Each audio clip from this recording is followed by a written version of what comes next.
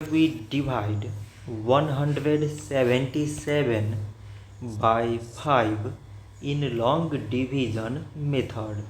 So 5 times 3 is 15. On subtracting we get 2. So now we put down this 7 and it is 27. 5 times 5 is 25. On subtracting we get 2. So now there is no other number to put it down.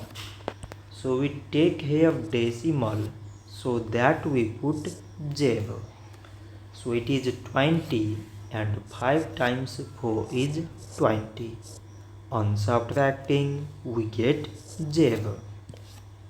So 177 divided by 5 is 35.4. So this much for today and thanks for watching.